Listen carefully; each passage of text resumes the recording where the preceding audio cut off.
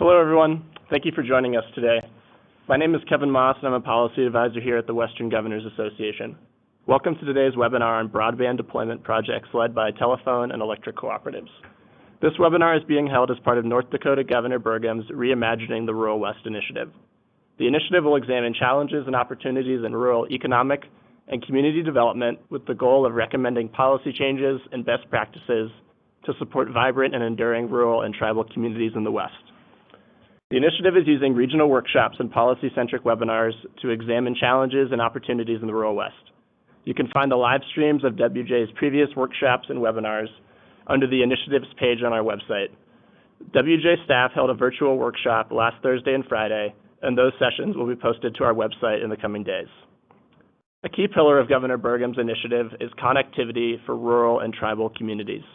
Digital connectivity and high-speed broadband are the critical infrastructure of the 21st century, supporting economic development, distance learning, and telehealth applications across the country. This initiative will identify strategies and policy opportunities to accelerate the deployment of broadband to rural and tribal areas. Today's speakers are going to discuss how their organizations or agencies have either led or supported broadband investments by electric and telephone cooperatives. They are going to discuss particular business models, logistical challenges, and policy issues affecting cooperatives pursuing these projects. Panelists will also highlight how federal programs supporting smart grid investments can lead to increased rural broadband deployment. To begin the conversation, each speaker will provide opening remarks about their organization or agency and the projects they've been involved with. We will then transition to a moderated discussion led by Brian O'Hara, Senior Director of Regulatory Issues for the National Rural Electric Cooperatives Association. Brian will also be incorporating your questions to inform the discussion. To send in questions, please use the chat box function on the left side of the screen and address them to the presenters. You may send questions in at any point, and I will pass them over to Brian for his use in leading the discussion. I would also like to thank our generous initiative sponsors for supporting today's discussion. These sponsors include Grow with Google, Western Governors University, and Walker Consulting, America's Small Business Development Centers, the State Exchange on Employment and Disability, and the U.S. Department of Agriculture. Thank you again for tuning in, and at this point, I'll turn it over to Brian to get us started. Brian, take it away when you're ready. Kevin, thank you very much for that introduction and for hosting this conversation today. And on behalf of all our panelists, we thank you very much for hosting this important webinar. Obviously, broadband is a hot topic these days, a very important issue. One thing I love about broadband issues is they are truly bipartisan. No matter what side of any aisle that you may be on, I think we're all in agreement that millions of Americans should not be denied the benefits of the digital economy just because of their zip code. It's one of the things that drew me to working on broadband issues in the first place. So in recent years, we've seen some new programs pop up at the federal level. At RUS, there's the Reconnect, and then there's some changes to the programs at the FCC, the CAF2, and now the Rural Digital Opportunities Funds that are really kind of a renewed effort to address and combat the digital divide. But if you look at many of the providers that are participating in these programs, and actually winning a lot of the bids here, a lot of them are small and rural providers, and a lot are either telephone co-ops or electric co-ops. And one thing I'll say about this business model, and I'm sure you will have this reinforced by our speakers today, is that cooperatives, by their very nature, are more interested in making sure their community is served rather than trying to get a return on their investment as quickly as possible. So it's a very different business model. So it is very exciting. Another thing you're seeing is a lot of other alternative providers that are starting to play in this area. But we can't forget that while all these things are going on at the federal level, there are a lot of things going on at the state level as well. And actually, if anyone can, if they're not speaking, if folks could mute, that'd be appreciated. Thank you. So states can play a very key role here. By my last count, 44 states have created either a broadband office or a broadband official to coordinate broadband policy within their state. And another 32 states have established some sort of state broadband funding program. So clearly, states are important players in this and can make a difference. And one thing I'll say is that by its very nature, on the federal side, it's usually a lot of those programs are somewhat one-size-fits-all. If there are specific needs within a state can better address those through its own state fund. And also, I'd say the current pandemic crisis has really highlighted the criticality of being connected to the internet, and not just being connected, but having a robust connection, one that can really allow you some true applications. We've seen a lot of online classes, video conferencing, all these things. So as everyone's moved to, many people have moved to remote learning or telecommuting, we do not want these people to be left behind, and this is especially important for students. If all the lessons moved to online, some students could be left behind. They don't have that access, and that's not good for our communities or our country. For adults, as I said, you're not able to work from home, you can be at a disadvantage. And then from the provider side, I've heard that providers are seeing internet consumption as much as double, and so there's plenty of questions on what kind of impact this pandemic and this change in people's habits, either school or work, is having on our existing networks, and if we need to do anything. So we have three great speakers today. First, we have Seth Arndorfer. He's the CEO of Dakota Carrier Network in North Dakota. And then we'll be hearing from Kent Blackwell, the Chief Technology Officer for Delta Montrose Electric Association in Colorado. And last but certainly not least, we're very pleased to have Chad Rupe, who's the administrator of the U.S. Department of Agriculture's Rural Utility Service. So we have three great speakers here. And without further ado, we can just dive right in. So I'm going to turn things over to Seth to get us started. Seth? Thank you, Brian. And can you guys hear me all right on your side? Yep, you sound great. Excellent. Well, by way of introduction, I am Seth Arndorfer and a lifelong North Dakotan. And North Dakota is unique in the fact that we have really been fortunate to have really a long history of governors that have embraced technology. And it goes back to, even in the year 2000, when our state leaders recognized this shift in the need of broadband and technology deployments across an entire state, and they introduced legislation, and our state legislature passed it in 2000 that made it a requirement for a centralized procurement process for state agencies, K-12 schools, higher ed, and that really set the table for more collaboration and some of the things that I'm going to talk about a little bit later on. But it was really the visionary leaders that we had 20 years ago, and then we've just been building on that over time. North Dakota is unique in a couple different ways. One of them is our state and federal leaders and their vision and recognizing the importance of technology.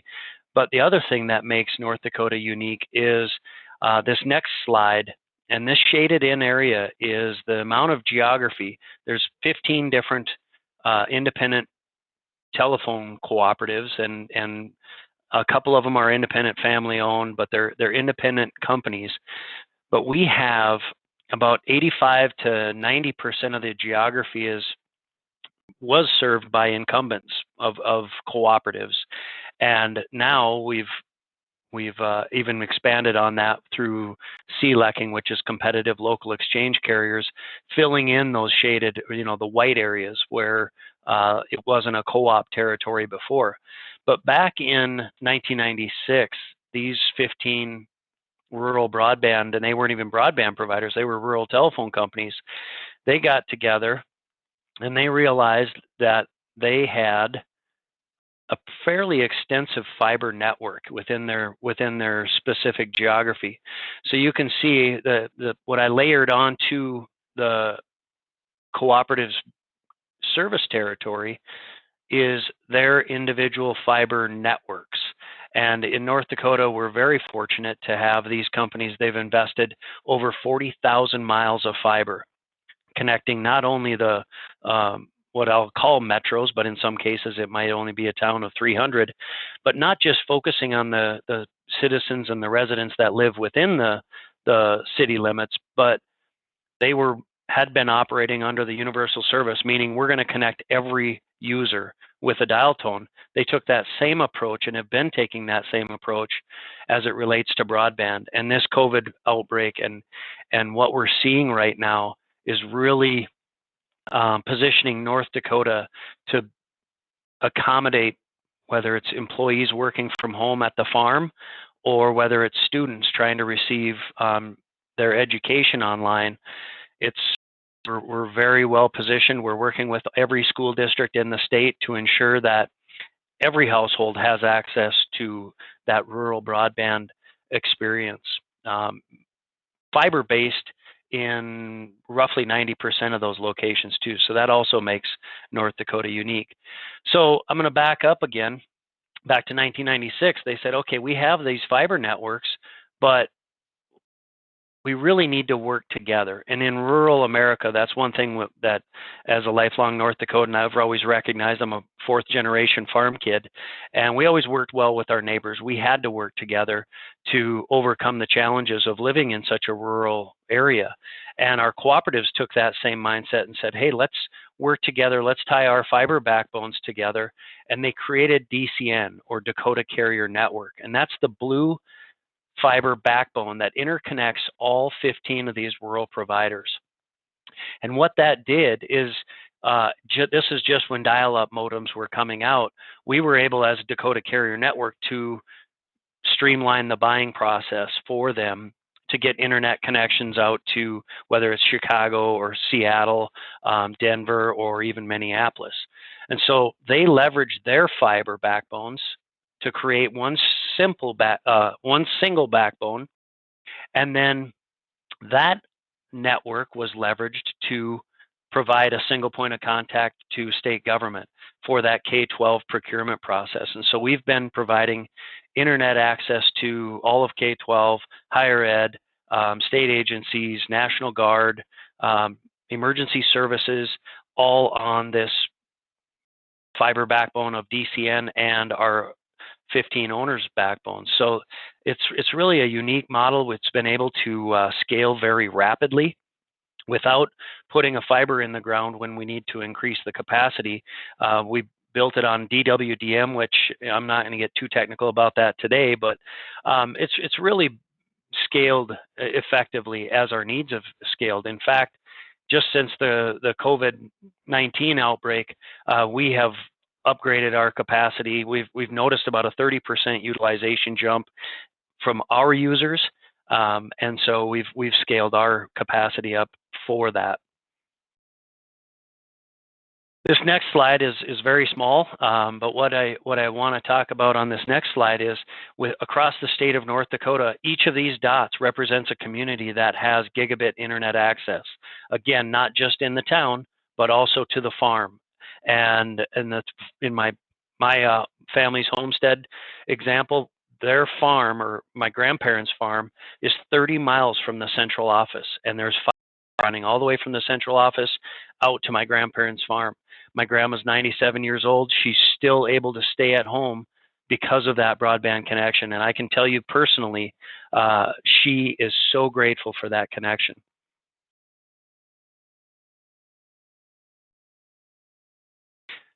The other thing I want to talk about real briefly is I'm going to go back and look at that fiber infrastructure in North Dakota. And that works really well for the connection to the farm or the business. But I think what most people don't realize or they forget about is how important this fiber infrastructure is to our wireless worlds. My kids have never plugged in or been physically connected in order to reach the internet. They live in a completely wireless world. But in order for us to have a great wireless experience, we truly have to have that fiber deployed as densely and as thoroughly through our serving territory as possible to position us to offer, or a Verizon, an AT&T, a T-Mobile, a Sprint, to offer a robust broadband wireless connection. And when I say wireless, I'm talking about true mobility, not a fixed wireless solution. There are some fixed wireless solutions out there that are closing the digital divide, is the position or the posture. But when I'm talking about wireless today, I'm talking about us driving down the road, having a broadband experience where my kids can stream Netflix freely as we travel across our rural state. We have, North Dakota is really fortunate that we've leveraged that fiber infrastructure, and this next slide just represents the amount of wireless towers that, and this slide's actually a few years old. These have been filled in. Some of these pockets have been filled in. Yeah, mine's connected. Oh, am I offline? Oh no, you're okay. I think we just have an additional speaker in the background. Oh, okay. This slide just represents the amount of wireless towers, macro cell sites that have been deployed, and utilizing and leveraging the investment that is being made by the co-ops in the state.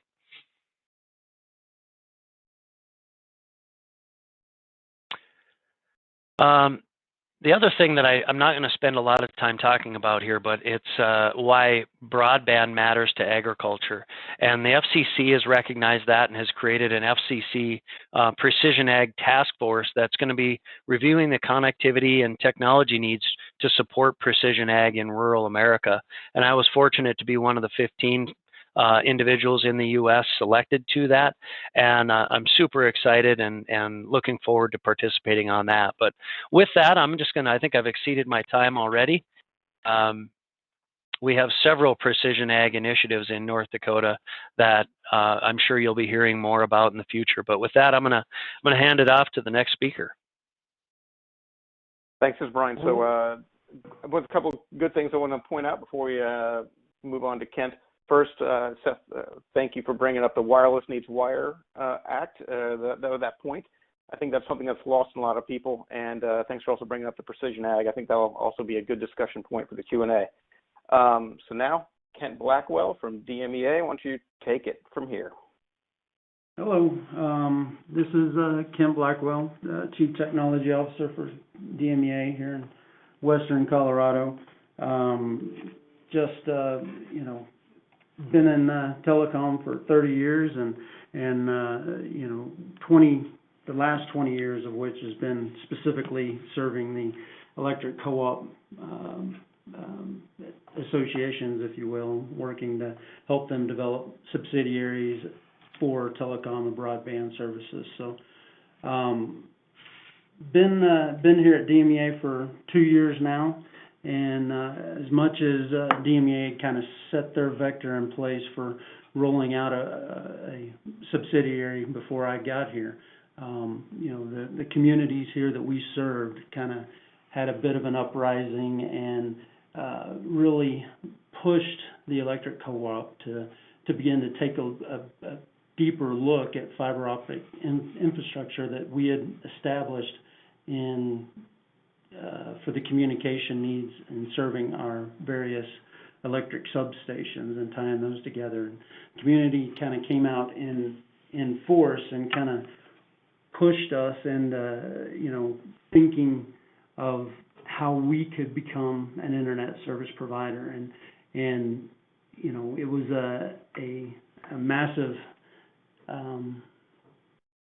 concern for the co-op at the time. Obviously, for 81 years now, we've been doing electric and doing it well. So diving off into a brand new market was something that was scary. It was an obvious elephant in the room for the group, but nonetheless, we, in a forever endeavorous mission to serve our communities, took the challenge, and in late 2015, our board of directors voted unanimously to move forward with the Fiber to the Home project. In 2016, we actually went live with that network in June of 2016, and we're 4 years in, or not quite 4 years, about 3.5 years into the project, and obviously very, very happy with the way it's progressed.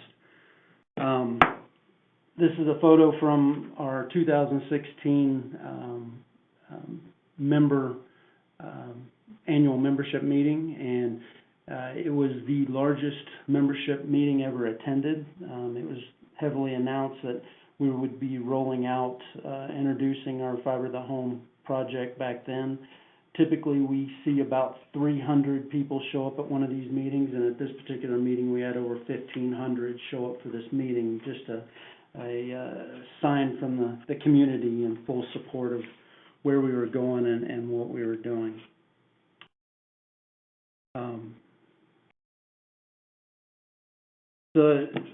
How did we do it? The decision was made, but actually building out our network and getting customers were the next big hurdles. In total, we'll end up building over 3,000 miles of fiber. The biggest challenge for us was trying to figure out the fairness factor and figure out who exactly was going to be the first ones to get to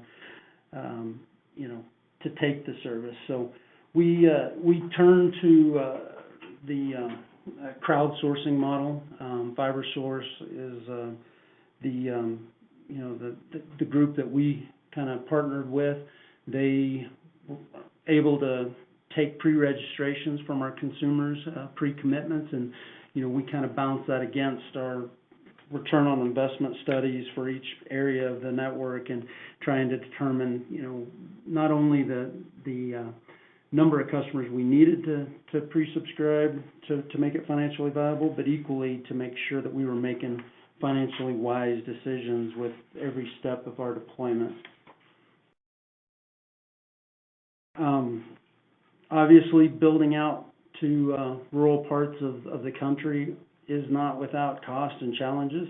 There is absolutely no way we could have gotten as far as we've gotten without some of the grant programs and subsidy programs that the state of Colorado has made available. As much as we've submitted some applications for federal grants and federal subsidies to kind of help our build out, to date we've won $6.5 million from the state of Colorado, which has absolutely been huge in helping us build close to 270 miles of fiber so far, and out to 2,700 homes with that funding. So that's just for the state grant program that's helped that.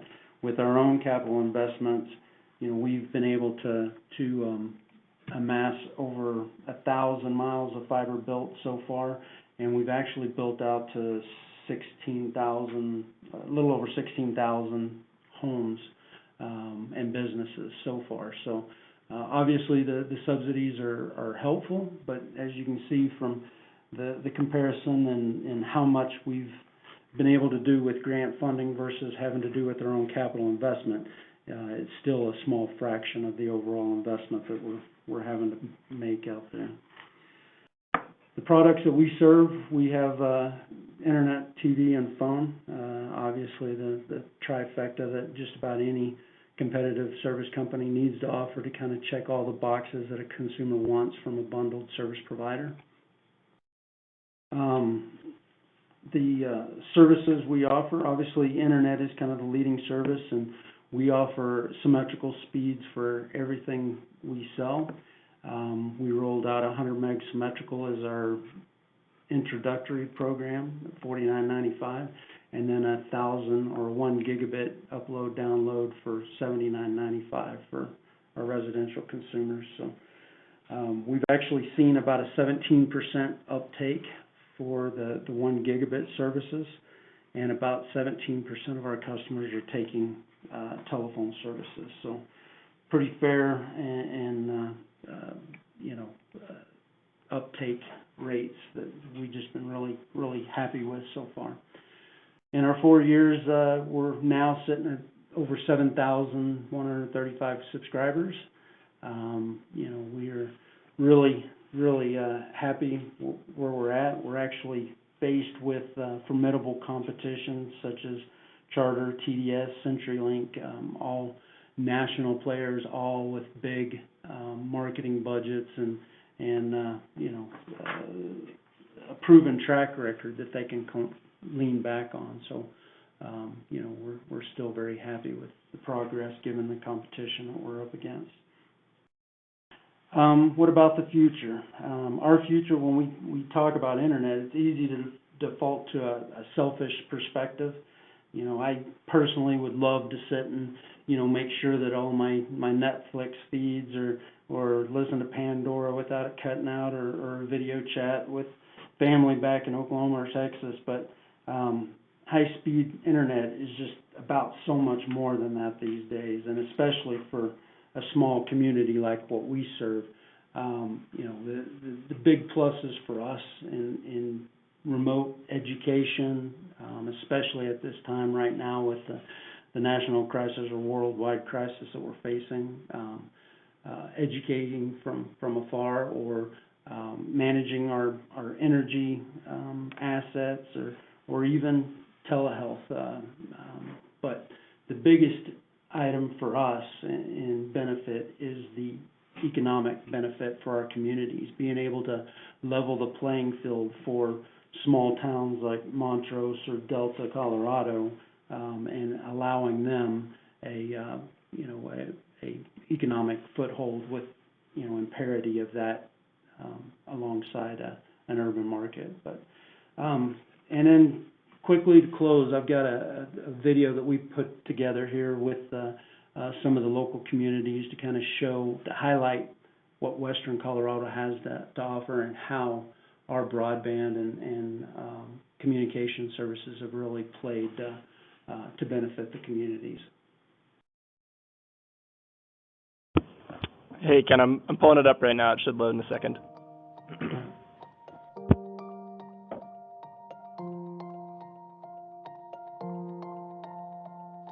Here in the heart of beautiful Western Colorado, known for its unrivaled outdoor recreation, bountiful harvests, and unparalleled quality of life, changes are being made.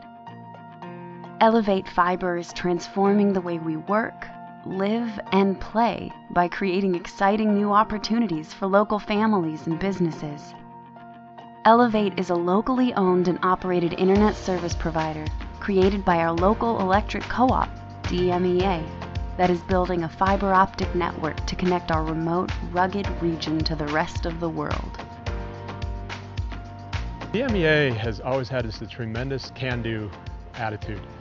That's been a part of the history of our communities around here since well over 100 years ago. People are getting what needs to be done. They brought the water down out of the mountains and irrigated all these valleys and built the communities and put in all sorts of different kinds of infrastructure, and this is just the latest chapter in that. Access to gigabit internet is providing endless opportunities for the future and the advancement of our communities. We're watching a shift in the workforce, and that workforce is moving towards a location neutral status. Those numbers are quite staggering, and Montrose and this entire region are entering into a playing field where now, with the connectivity we have, we can actually be a part of that. We can watch relocation happen from across the country into this area that we enjoy the lifestyle, and we're starting to become that destination that people are looking for. We're surrounded by incredible outdoor recreation opportunities here.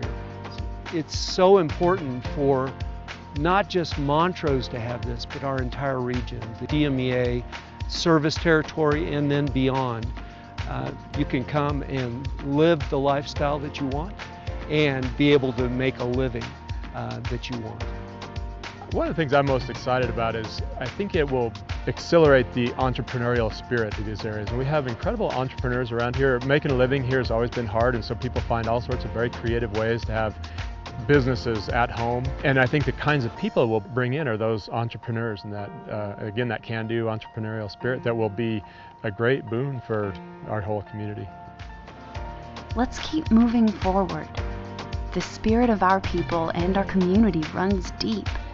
We have strong roots, big dreams, and an area that now truly offers it all. Elevate Fiber is here to move us forward and provide a whole new view of what our region has to offer. Are you ready?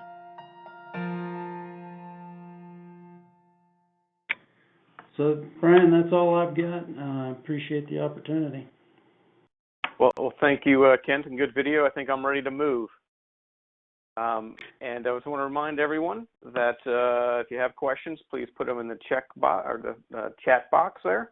And now I'm going to turn things over to Chad Rupe, the Administrator of the Rural Utility Service. Chad, take it away. Thanks, Brian. I appreciate it. Kevin, if you would advance to the second slide, please. I'm going to go through a series of slides here, and we'll be quick on it, but the intent is to have these slides available for you after the fact if we skip over any details. So let me start off by saying electric and telecom providers each have their unique strengths, and when they pair these strengths together, they can overcome their individual weaknesses to create a better service for their members and customers. Many cooperatives traditionally have focused their business models on the specific type of utility they offer to a defined area. And boards of these organizations are usually very conservative and reluctant to reach beyond their core business. In some states, they're restricted from reaching beyond their core business. But over the last few years, many states have lifted these restrictions to encourage cooperation. And we've seen that many electric cooperatives have surveyed their members to find that many rural areas do not have broadband access, but they adamantly wish to have service. We've especially seen this with the COVID-19 crisis, and I know that the demand for service is dramatically increasing as a result. But what we've also noticed over the years is that telecom providers could not simply take a loan and justify extending service due to low population densities and the relative take rates when compared to the capital cost to install the middle mile and the last mile. But by surveying their customers and members, they're realizing the needs, and as such, they can create operating agreements with technical experts who wish to provide the service and reduce the capital costs by using existing infrastructure, and then leverage mapping efforts of state and local governments to reach the unserved members. This is a value-added approach that shows both entities are willing to reach across the digital divide to solve real-world issues, directly impacting immediate and long-term economic growth. You could go to the next slide, please.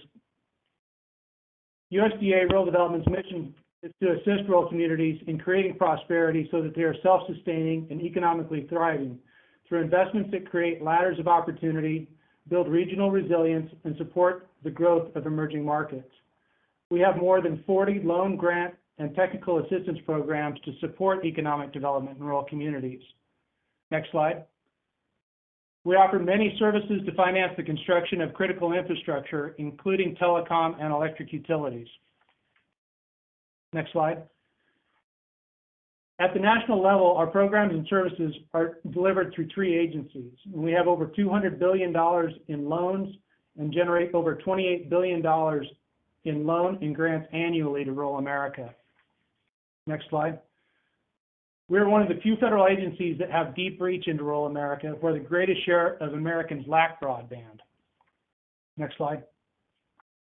Rural utility services focused on 3 types of utilities: our electric, telecom, and then water and environmental programs. Next slide. USDA and RUS is uniquely positioned to support economic growth in rural America through financing construction of infrastructure with loans and grants. It's the basis for bridging the digital divide. Next slide. The map shows the reach of the 895 electric cooperatives in the U.S. and the jobs they support. Our electric portfolio has many of these cooperatives either in their portfolio now or they were borrowers in the last 80 years. And they have a unique capacity to solve the middle mile problem due to the vast electric transmission and distribution infrastructure they build and maintain throughout America. Next slide.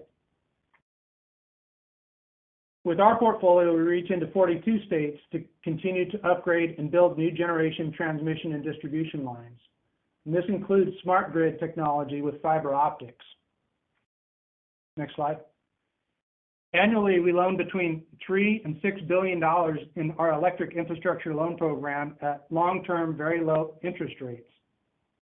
Most of our awards are made in the second half of the fiscal year, and that's why you see a little bit of a downtick so far this year, is really because in the last quarter is when we see the lion's share of our obligations for the year. Next slide.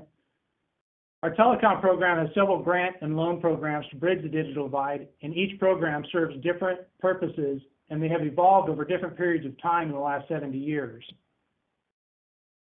Next slide. The Reconnect program is the most popular program currently, but each of the other programs have their own strengths that can help solve some of these issues where others are restricted. Next slide. As you can see, the Reconnect program is creating a unique opportunity with a level of grants that, when matched with loans, allow both telecom and electric providers to solve the last mile problems to reach the unserved. Next slide. Congress has continued to offer appropriations to solve this issue. The $751 million we leveraged in the previous slide was based off the first $600 million that they appropriated. We have the second funding opportunity currently open and have full capacity to award the remaining funding for quality applications as needed. Next slide. With the new authority from the 2018 Farm Bill, any loan or grant provided by USDA Rural Development may allow up to 10% of the award to be used for broadband infrastructure. However, there are restrictions to prevent overbuild for those who receive minimum acceptable level of broadband service, which the FCC currently defines as 25.3. Next slide. With all broadband-related loans and grants, USDA is required to post a pertinent fax with a request to serve an area on a publicly available site and allow for 45 days any provider to challenge the application. USDA is required to conduct site-specific testing to determine the validity of the application and the validity of the challenge. Next slide. The bottom line of my message is that when providers work in concert rather than as adversaries, problems of the digital divide get answered more quickly, and that cooperation helps immediate and long-term economic growth throughout rural America. It's a fact that when rural America thrives, all of America thrives, and together we can make America prosper if we all work together. Thanks, Brian. Great. Hey, Brian, this is Kevin. I just want to say thanks to Chad, and that we'll put a PDF of your slides on the on WJ's website so folks can access them after the fact. Great. Well, this is Brian, so thank you very much to all our presenters. Now let's get into the Q&A. We've had a couple of questions pop up. A couple for you, Chad. So first question here. So due to the COVID-19 crisis, has USDA anticipated, or are they looking at extending the deadline for Reconnect Round 2 beyond the March 31st current deadline? The short answer is yes. We are looking at it. We have not made any decisions. We have provided a lot of technical assistance to Congress in the last week, as you can imagine, across all of USDA's programs, and specifically within rural development and rural utility service. We've looked at a lot of our different programs to try to accommodate the need that we see out there, not just in broadband, but across our borrower base. Having said that, we are going to probably be making a decision later on this week because obviously March 31st is rolling around pretty quickly. So if we do make that decision, that'll be posted in the Federal Register, and we'll be sure to push that out to all of our applicants to allow them to have that extra time. I will say that we've seen a lot of good demand, and we've seen some folks have already submitted their applications, but we understand everybody's situation and sympathize, obviously, and want to do everything we can to support a good build out, but also to expedite delivery. So I don't see us doing a long delay or extension of the window, but something that would accommodate the changing environment that we're in right now.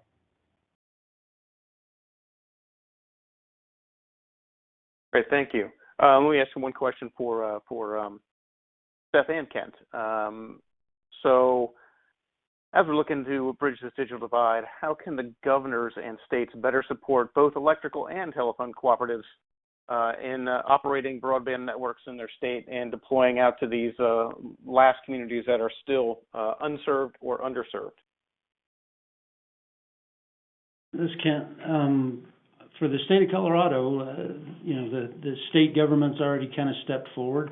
The governor's created his Office of Information Technology that's really helped lead the way for the state of Colorado in helping, in-service providers like DMEA to find sources of, federal grants, federal funding, and kind of help us with the process of championing our applications to seek those subsidy funds.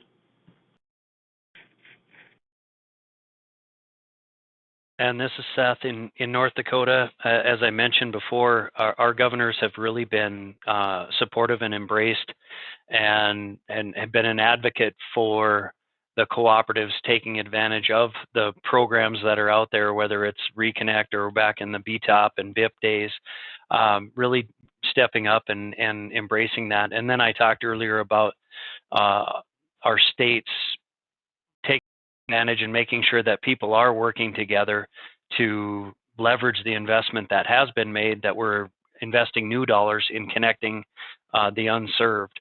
North Dakota does not have currently a state universal service fund or anything like that. It's really been done leveraging, the investment by the co-ops and then taking advantage of the federal programs that have been out there. Thanks, Seth. So don't want to leave Chad out of this question here. Also want to ask Chad how governors can work with USDA better. I know you're one of the few agencies that has the field offices in most states, but how can we improve this process and continue to work together between the governors and USDA and RUS? That's a great question. I think one of the keys moving forward is the mapping effort that is going on within each state. Some states are further along than others, but if they can share and take best practices amongst themselves in the State Broadband Leaders Network that NTIA does, I think that will move everyone forward. One of our biggest challenges is trying to truly know who is served and who is unserved and trying to make our best decisions with taxpayer funds on where to invest. So the more detailed information that can be shared with USDA directly is beneficial, especially when you get down to the GIS level mapping efforts and the ability for us to be able to utilize that data for our service area validations and our underwriting purposes. I think that would serve everyone's best interest and be a good use of taxpayer funds. So that's one of them. And like I said, I think that a lot of states have started to come off the position of not allowing electric utility providers to use or to go into the broadband business, but to have more of a collaborative effort because everyone has unique needs and you have to have unique solutions. We don't want to obviously drive anyone out of business, but when we can't get service into an area, we need to go with the next best option, and that might be the electric utility provider working with a telco or something of that nature. So part of that is a state legislative issue. Part of it is a ability of the executive branches of the different levels of government to work together. Thank you, Chad. There's a good points on the mapping, and I know many states have started to move forward with their own kind of mapping initiatives. And about partnerships. I am hearing increasingly, especially in certain states, where telephone cooperatives and electric cooperatives are partnering together.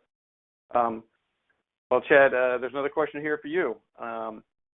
This question was, you said in your presentation that you've seen some increases in the requests for broadband coverage since the COVID-19 outbreak. Can you explain what you're seeing and how that's kind of taking shape? Yeah, I can. I've heard different people ask about hotspots and things of that nature to try to expedite delivery into the areas that don't have that service. I'm not going to get into the details in a public forum of the technical advice that we have provided relative to what our programs have capacity to do versus what Congress is trying to achieve. But we've definitely taken in that advice and determined what we have current authority to do and what we don't, and understand that need has been relayed through the technical assistance. I think that's something that's very important. More broadly speaking, though, I would say that we've also heard from existing providers asking for some relief in their current build-out requirements and accommodating them. And so we've done certain things in this last week to help that. For instance, we're waiving site inspections as a requirement of loan advances temporarily so that we don't put people in danger. We're trying to alleviate the need for the environmental review being done prior to obligating funds. We've moved that across the agency to be a post-obligation but prior to construction requirement on a case-by-case basis, just to try to help people give some surety and confidence in the economy and the market as we look to move beyond the crisis and back to the economic recovery. Those are a few of the things that we've done, and like I said earlier, we plan to do more. We just haven't reached the point to be able to provide that out to the public at this point. Gotcha. Thank you, Chad. Sure. Next question is for Seth. How has DCN's fiber network helped provide connectivity to schools and libraries and even rural healthcare facilities across your state? And is this something that could be replicable in other states? That's a great question. So if you think back to the map where all these independent telcos put fiber in to connect all of the exchanges, all the communities in their service territory, DCN, our business model is to leverage that investment that they made. They've made over $1.3 billion worth of investment in the last 10 years in fiber. And DCN then leases that local loop or the last mile from our owner telephone company. We bring it back, put it on our fiber backbone, and then bring it back to the state government where it hits their network-based firewalls, their cybersecurity filters, and it's really created a seamless statewide network so that we don't have little pockets of, whether it's school districts or whether it's state agencies having to fight their way through these technology challenges. We're able to do that on a collective basis. It's truly been a public-private partnership for 20 years. Thank you. That's great. How can other states do it? So DCN we call ourselves a state fiber network, but in reality, we're really a state fiber backbone connecting these 15 telephone cooperatives. And there are 32 other states that have created a state network like DCN. And I think if you don't have a state network in your state, that's the other thing that I think other governors can do is encourage these service providers to tie their networks together to create a single statewide network. Great suggestion for this audience. Thank you, Seth. Next question I have here for Kent with DMEA. What challenges do you understand electric co-ops face when applying for the federal broadband funding programs at both the FCC and USDA? Is there anything in particular to electric co-ops that make that more difficult, more easy, or different? Well, one of the biggest challenges that we faced, in trying to submit a truthful and competitive application within the most recent Reconnect, last year's Reconnect grant cycle, round one, was just simply, taking a program that was largely introduced with telephone cooperatives in mind or telephone service providers in mind, and trying to check all the boxes from an electric co-op's perspective. So it's just we're, as much as we're very similar business models and very similar in many ways from the RUS perspective, we're very different arms of the RUS and management of our organizations and just being able to check those boxes. But for a general perspective, from talking about any grant application, the biggest challenge for anybody is just going up against the self-reported data mechanisms that are out there, whether it's the FCC Form 477 or whether it's a state such as our OIT group collecting self-reported data. A lot of times, carriers are painting a big picture with as little effort as they can in submitting those reports.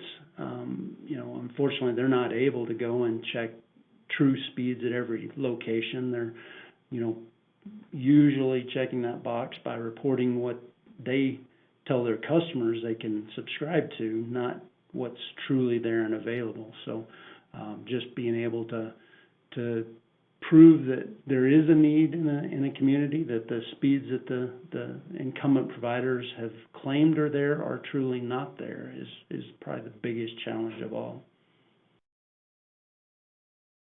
Thank you. Good point. And what I hear a constant theme, I think, in a couple of answers here is the need for data. That seems to be consistent.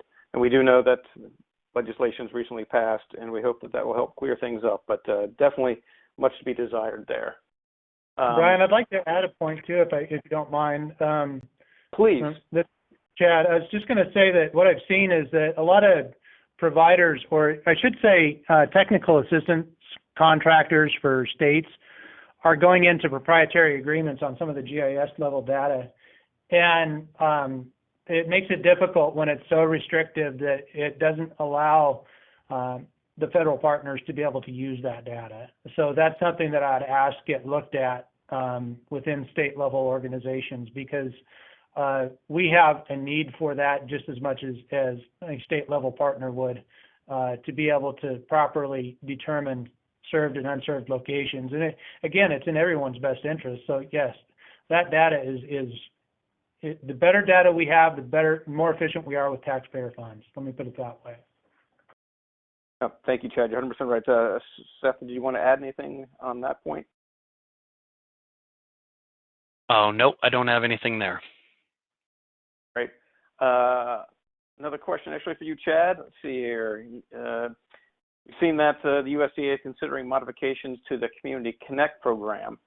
And apparently one issue has been with that program historically that looks like if someone has a mobile service in that area, that could disqualify an application. And I think that's one thing that has eliminated some of the applications from both telephone or electric co-ops.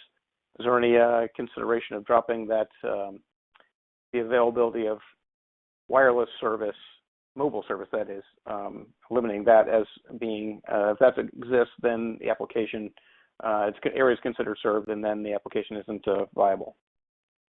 Actually, we only consider fixed wireless to be an issue for service to an area. We don't consider mobile wireless an adequate service in that regard.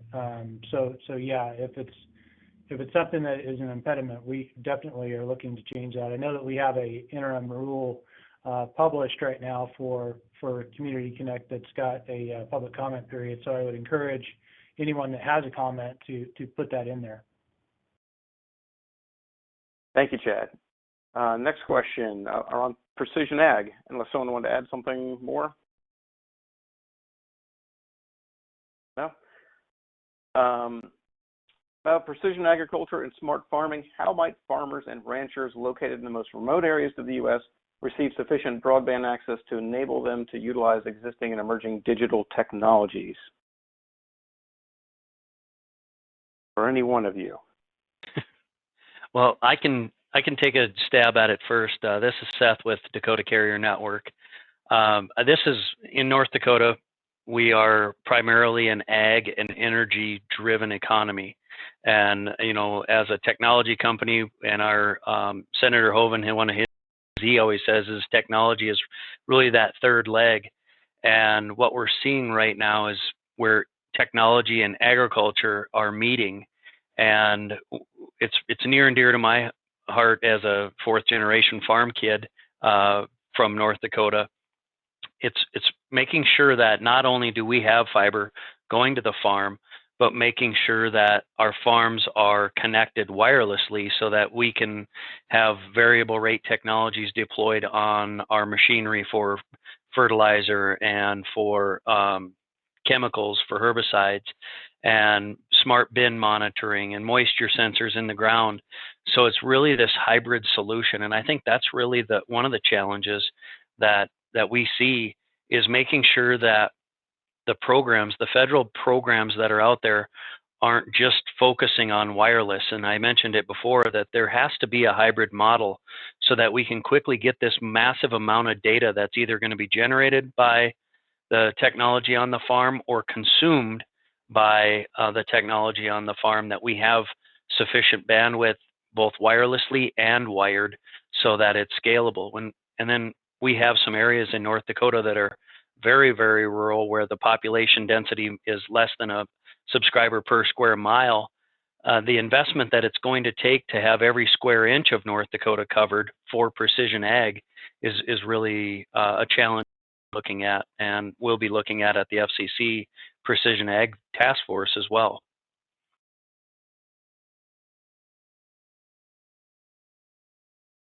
And for Chad, anything to add there? Yeah, I would, if you don't mind. I wholeheartedly agree that a lot of these have to be hybrid solutions. I've collected a little bit of grief publicly over the focus on fiber, but the idea is we're trying to put fiber deep into the heart of rural America, because no matter how deep you go, you're going to hit a point where you have to have a link to wireless, and you need to have the capacity for backhaul transmission of information. And so what I would say is that that hybrid solution is definitely a need, and it's a long-term need. And so even though the demand for fiber may not be deep into the heart currently, if you look back over the years and seeing the increase in demand for the electric utility providers over the centuries, it's much better, or I should say over the decades, excuse me, it's much better to have a good solution up front than it is to go in and create a limited solution that doesn't reach deep into the heart of rural America by the end of it. And so as we look to these precision ag technologies, we have to think of all the above. We realize we can't get everywhere with fiber. Some places you're going to have satellite technology, but at a certain point, no matter what technology you use, it's going to have to link into a tower and into a fiber backbone to be able to transmit that information to get where it needs to go. So those are some of the things that I would factor in. I would also say that if you look at the costs of building out infrastructure, obviously the existing rights of way and easements are some of the highest costs associated with installing fiber or fixed wireless. So leveraging that where we can for multi-use easements is very beneficial to be able to get it out to the farm or the ranch and reach those areas for summer pasture and things of that nature if you're trying to do things like blockchain or things of that nature with your livestock.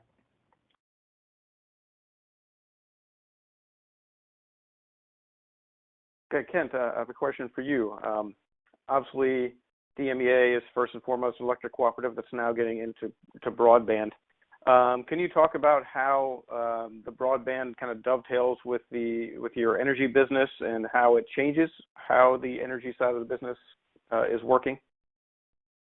For the energy business, I mean, we're obviously energy's been largely the same for 80 years or more, but of the last 5 years, the attention on the smart grid and driving technology deeper into the electric grid just to mitigate outages, to control demand utilization, and especially as we're getting closer and closer to the proliferation of electric vehicles and the enhancements of smart home. We see the need of smart metering and fiber to the actual electric meter being a very real need for the next generation and many generations to come, to just really have a better control of the overall electric service delivery.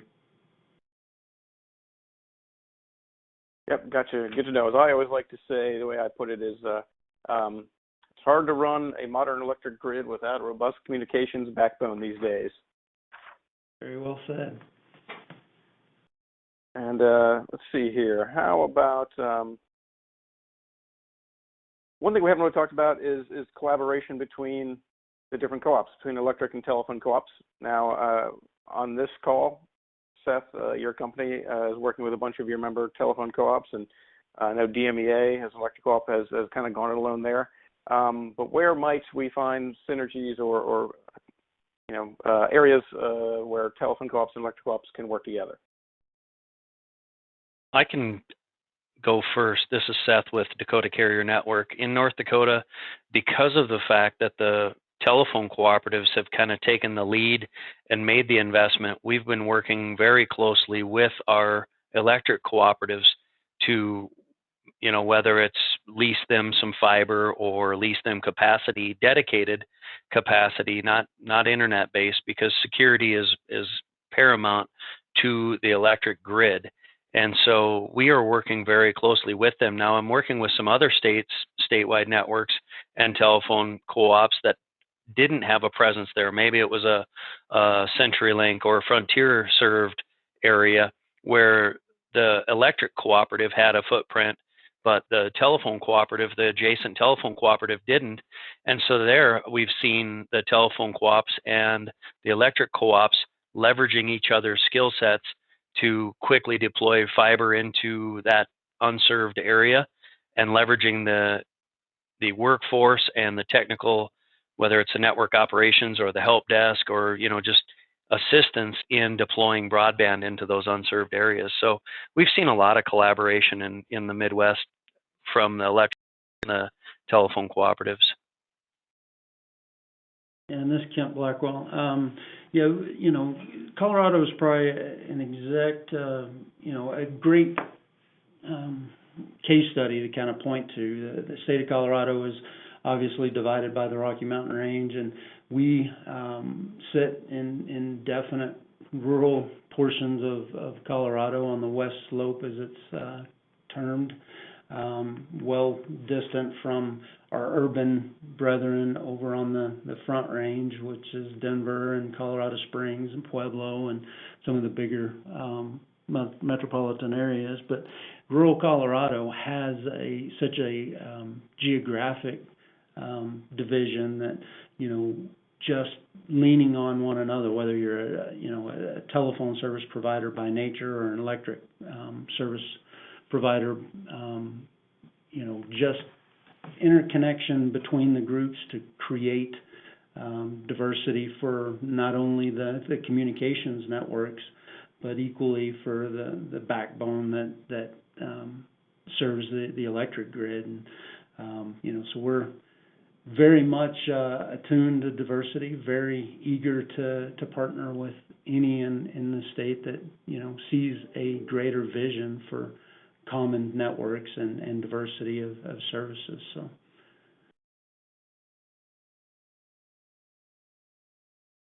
Well, thank you, Kent. That's good. I'm glad to see a lot of collaboration. So another question then here is, I think I heard a couple of, I know Seth mentioned this, but how are you working with your state or local? Are you doing fiber swaps with your county or your state or things, or sharing with them in that regard to cut down the cost and share resources where available?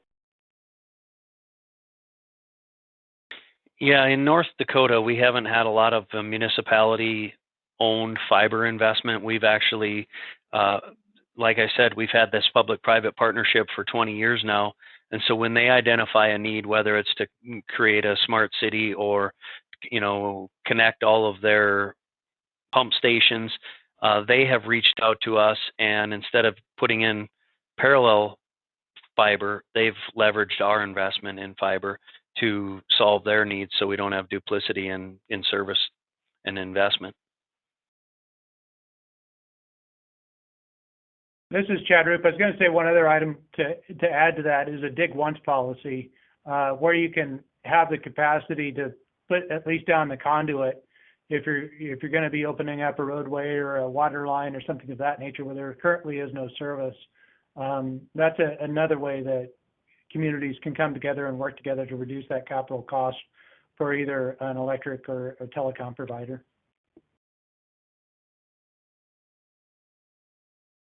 Good points. Chad, I have a question for you here. Someone brings up, you mentioned that you've extended the Reconnect deadline and you're looking at whether circumstance would require any further Reconnect extension, but didn't mention anything about the distance learning telemedicine. And they say they thought that you mentioned something about exploring Wi-Fi hotspots or other possible program changes. Is there anything more you can share there? We've provided technical assistance to Congress, and I can tell you this, that we're looking at it. We've got an eye on it. I don't know what's going to come out of the other end of the sausage-making machine, but, we will do all we can to accommodate people's needs within our authority. So I'd love to give more detail, but I just don't have it yet at this point. No, fully understand. All right, some more questions here. Kent, let me ask you something, and I think it was touched upon. Regulatory challenges. Electric co-ops, since they have not historically been telecom providers, had some extra regulatory challenges in some states. Were there hurdles that you had to overcome in Colorado, a change in law or other things like that allowed you to then get into the business? Fortunately, in the state of Colorado, we didn't have a lot of red tape to cut through. Having served another electric co-op in Texas for 18 years, I fully understand the red tape that you speak of. It wasn't quite as embraced there as it is, or as it was early on in Colorado. Recently there's been some modifications to legislation that's kind of put up some barriers that, for other electric co-ops in the state of Colorado that may want to follow our example and kind of dive off into providing this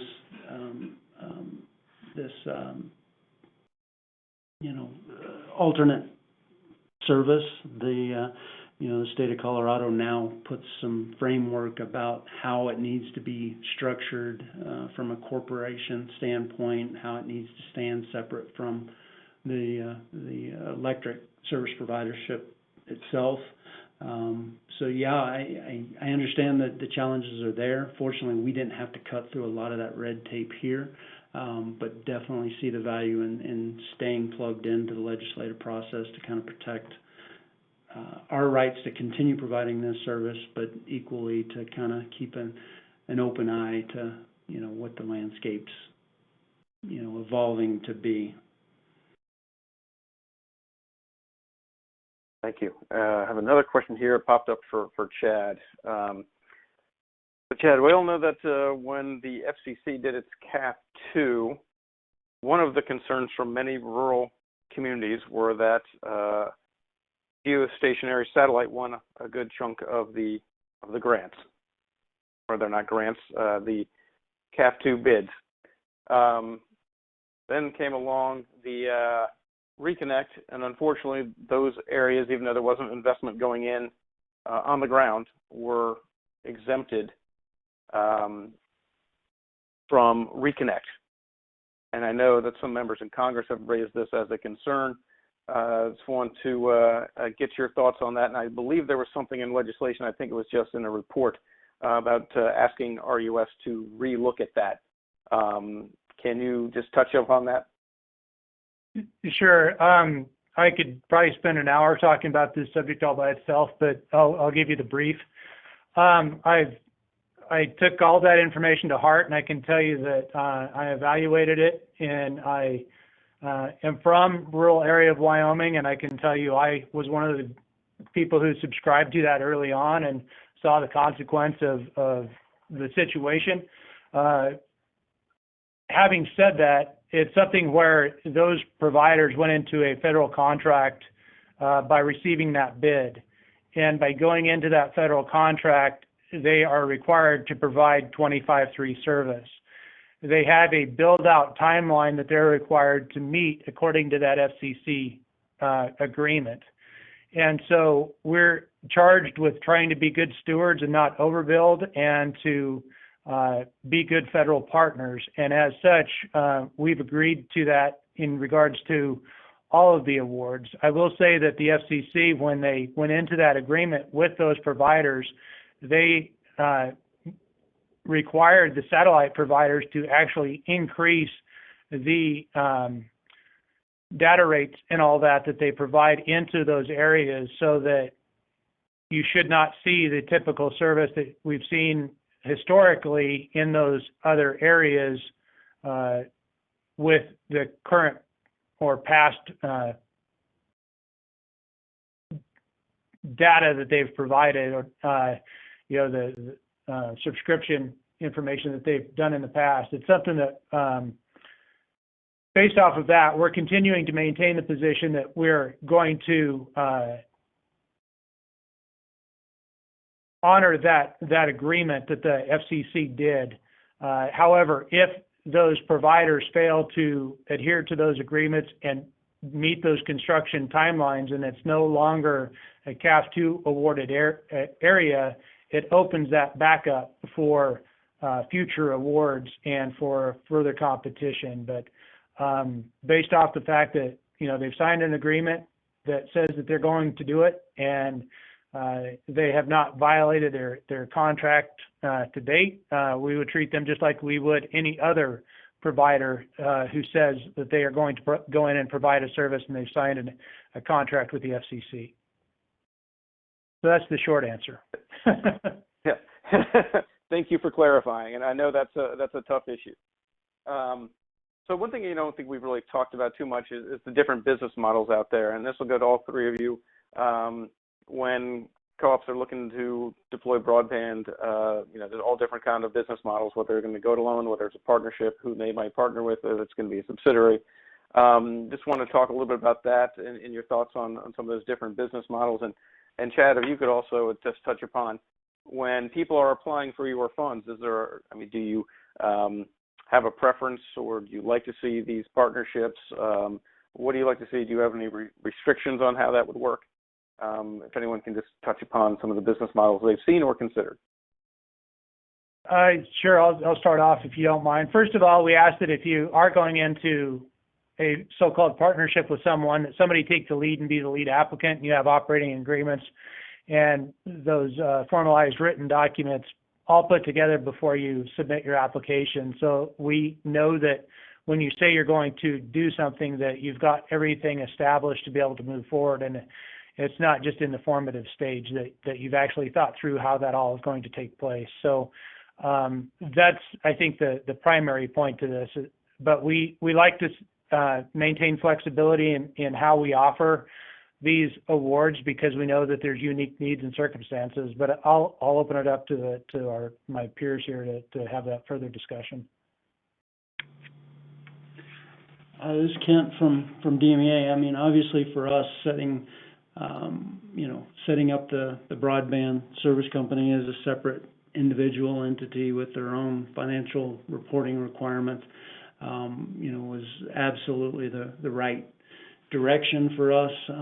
Having, the electric service being a not-for-profit organizational structure, we needed to establish the broadband service separately as a, solely owned entity with its own corporate charter and mandates to meet any of the, whether the FCC, the state PUC, or the other jurisdictional required reporting.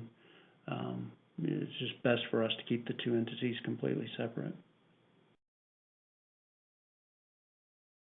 And this is Seth Arndorfer with Dakota Carrier Network. I think the other, as I've seen the partnerships and entities being formed, I think one of the big hurdles whether it's an electric co-op leading or telephone co-op leading, setting up that structure in a way that either entity doesn't feel like they're going to lose control. We've always been in control of our fate and our future, and that's served us very well. But setting up those, whether it's a member control agreement or whatever the corporate structure is of that entity, to protect and make sure that one entity doesn't have too much power, that you keep everybody in the boat. And that's one thing that's made DCN so successful over the last 20 years, is the fact that all 15 have an equal vote at the table, regardless of their service territory size. And so that's what served us very well, to keep everyone moving in the same direction and not feel too threatened. No, good points. Thank you. So Seth, I'm going to stick with you for a minute. You talked about in the end of your presentation a little bit about the new Precision Agriculture Task Force that was created by the FCC, but also works in conjunction with USDA. I know you are early into this process. It hasn't. I think you've only had 1 or 2 meetings. Can you talk a little bit about what's going on from there, and then Chad, if you can add in on how USDA is working with the FCC on this? Sure. So I don't know if you want to jump all the way back there or just have me talk to it, but I'll start talking to it. But the FCC Precision Ag Task Force is, like I said, been charged with reviewing the connectivity and technology needs for precision ag in the U.S. And really, they've broken it out into work groups that are going to be focused. We talked about looking at mapping. One of the work groups that I'm going to be assigned to is the data collection and the mapping component, not just to the census tract, but and just recently with COVID, we've realized we need to get right down to the physical address to figure out how many students in North Dakota are not currently receiving broadband service and what we might be able to do to get them that connectivity in a really timely manner. Well, the same is going to apply for precision ag. I think one of the questions was, if I'm a farmer, what can I do? And I would say, if you're a farmer, work with your co-op and make sure that they are actively pursuing some of these federal programs to help offset the cost of deploying that technology. The other thing is encouraging the adoption of the precision ag and the availability of high quality jobs on a connected farm. And I think I have control here.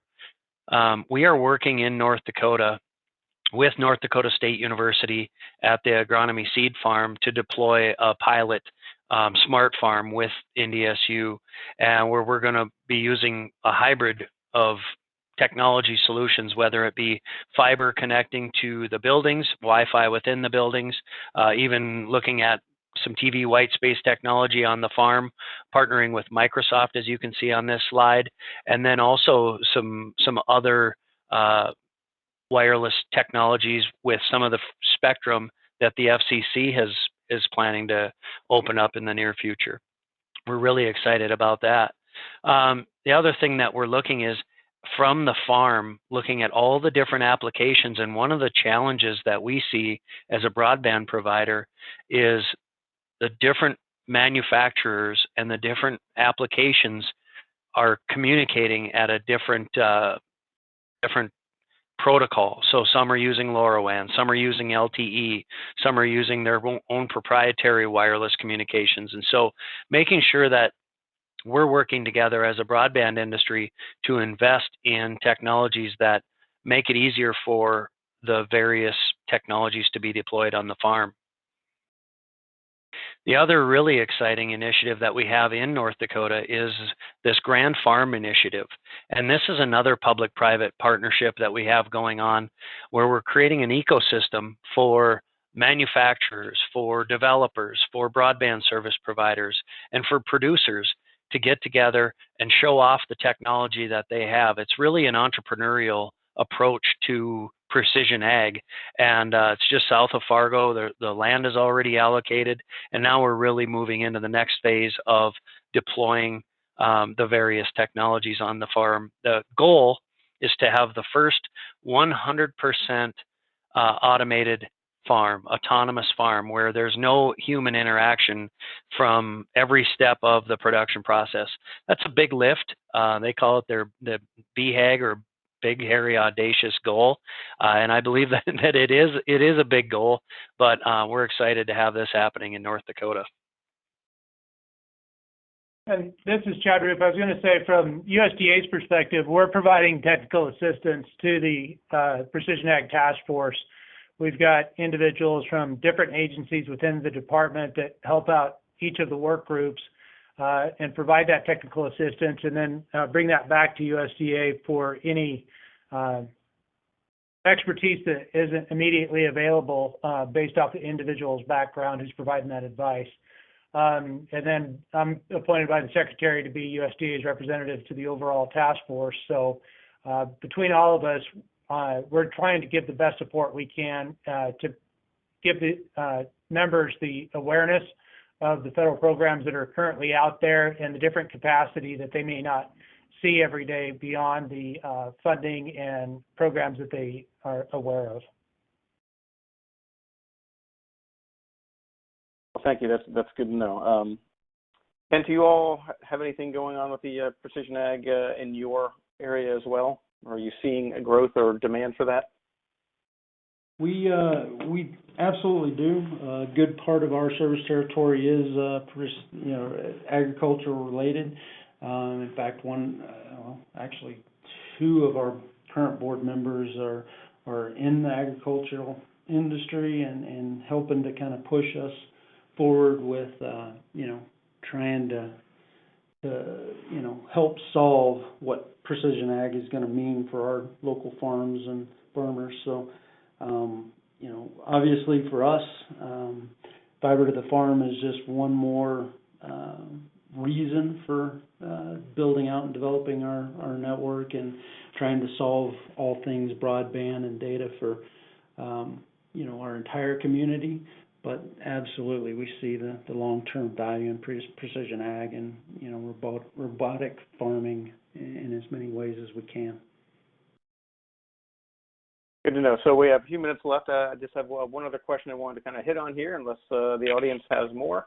But I really wanted to get to the Covet issue. And so we've heard, obviously, a lot of people working from home, a lot of schools closing down, so remote education. Have you all been seeing a hit on your network? So I've read some stat the other day that some providers are seeing a 40% spike, 40% or more spike in data consumption. Is that something that you all have been seeing? This Kent, for us here in Colorado, we've our network was we feel right-sized in the beginning. We offered all of our customers 100 meg up and down load as our entry-level package to begin with, and since last Monday we did a kind of a call it enabling the community as best we can. We expect that each and every consumer will be intensified in their home utilization of the internet services that we provide, and therefore we opened up our network to a full 1 gigabit up and download to every one of our customers during this time of crisis, just so that each and every consumer doesn't need to worry about their bandwidth consumption within their own home. We fully expected there to be some movement of the needle as we monitor our upstream dependencies, how much traffic we're pushing out to our various upstream providers. And, we were very pleasantly surprised in looking at the last 2 weeks worth of data that, there's not been a meaningful surge in our demand. So, we have kind of attributed that to right-sizing our services for our consumers in the beginning. It's heartening to see that we can, increase their bandwidth tenfold and yet not really see an impact in gluttonous usage for, processing added tasks. This is Seth with DCN in North Dakota, and the DCN model is that we are basically the internet service provider for our owners who are internet service providers to the residential users in North Dakota. And so we've seen a major shift in the consumption. Our state government, 10,000 employees transitioning from reporting to an office to reporting from home. And then our school has been out now for going on a couple weeks. We saw about a 10% increase in the first 5 days, and we've seen another 20% maybe, in the last week. We've increased our capacity leaving the state. as well as some of our connections, our network-to-network interfaces between DCN and our owners, because for whatever reason, I think part of it is the hysteria and people wanting to be connected and wanting to get more information and streaming the governor's press conference, or our church services were all online this week. So that was a major shift, and I think user behavior shifting to video conferencing. You look at Zoom's stock price, I think we're going to see constant increase in the amount of video that's running across our networks as well. So we did project, and we haven't seen a 40-50%, but we saw between a 10 and 40 depending on the area. This is Chad Rupe. I was going to add one other point to this, and it may not seem immediately apparent, but I think it's something that the states need to factor in as well. It's the electronic signature and lien perfection filing system and electronic notary and remote notary capacity. There's only 22 states in the union right now that allow for that. There's a lot of states that you have to have in-person notary, you have to have the actual wet signature on forms, and that may not seem like a great big deal right now, but over a period of 6 months, it can have a dramatic impact on the economy if people are not able to complete their financial transactions because of these requirements under the restrictions. So I know that that's not immediately related to this, but I think it's something that's very much worth pointing out. No, that very much is a valid point. Knowing someone who's looking into refinancing a mortgage now, there's a lot of concern about that going forward, so that makes a lot of sense, and thanks for bringing that up. Well, that's all the questions we have, and we only had a minute or so left of time. So I'd like to thank our presenters for coming on, and thank Kevin and WGA for having us today. And Kevin, I can turn it back over to you. Great, thanks, Brian. And yeah, I want to echo your appreciation, one for your participation and moderation of the discussion, and then Kent, Seth, and Chad for your contributions as well. Kent and Seth for doing the work on the ground and serving so many rural Western communities. Obviously, the governors are incredibly appreciative of that. And then Chad, we also really appreciate your participation and kind of the under the hood look that you've given regarding USDA's broadband programs. I think is really useful for WJ and for our states as well. I think it was a really timely moment to have this webinar, just given with COVID-19 and all of us working from home. I think that hopefully maybe a silver lining coming out of the COVID situation is that it does elevate the importance of broadband deployment, both in rural, low-income, tribal areas across our country. And so I think there's a lot of opportunities for Western states and governors in terms of working with our electric and telephone cooperatives, and then also, Chad, on your side in terms of coordinating with federal agencies and making sure that your programs are helping meet our needs and that we're being a good partner in delivering those resources on the ground. I want to highlight that our next webinar is on April 15th related to community anchor institution connectivity, and I posted the registration link in the chat function in case folks want to check that out. We're really excited about that one. We're going to be looking at which federal programs help get connectivity to those anchor institutions, and then we're going to think creatively if there are any ways to be flexible and get connectivity to those central institutions and then out into the surrounding rural areas. So we hope you join us for that conversation, and then this webinar will be posted on WJ's website in the coming days along with the presenter slides. We'll be posting PDFs of those so that you can take a look at those as well. And with that, we're going to sign off, and thank you all so much for tuning in. We really appreciate it. Have a great day.